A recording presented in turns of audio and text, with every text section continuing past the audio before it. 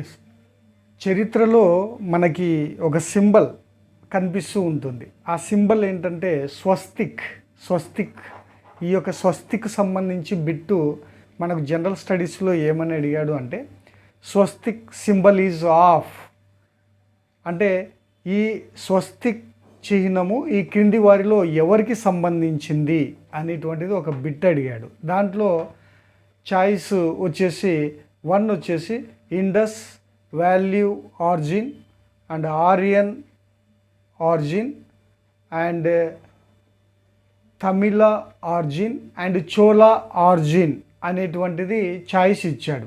అంటే సింధు నాగరికతకు సంబంధించిందా, ఆర్య నాగరికతకు సంబంధించిందా, లేదా తమిళులకు సంబంధించిందా, లేదా చోళులకు సంబంధించిందా అనేటువంటి ఒక క్వశ్చన్ మనకు జనరల్ స్టడీస్లో అడిగాడు. మరి ఈ స్వస్తిక్ చిహ్నం అనేటువంటిది ప్రాచీన భారతదేశ చరిత్రలో చాలా ముఖ్యమైనటువంటిది. ముఖ్యంగా ఆనాటి ఈ యొక్క మతాలకు సంబంధించి మనము చాలా బాగా నేర్చుకోవడానికి ఆ స్వస్తిక్ గుర్తు అనేటువంటిది చాలా ఉపయోగపడింది. మరి ఈ స్వస్తిక్ గుర్తు అనేటువంటిది ఎవరికి సంబంధించింది అంటే, ఈ యొక్క భారతదేశంలో అత్యున్నతమైన నాగరికత ఏది అంటే సింధు నాగరికత.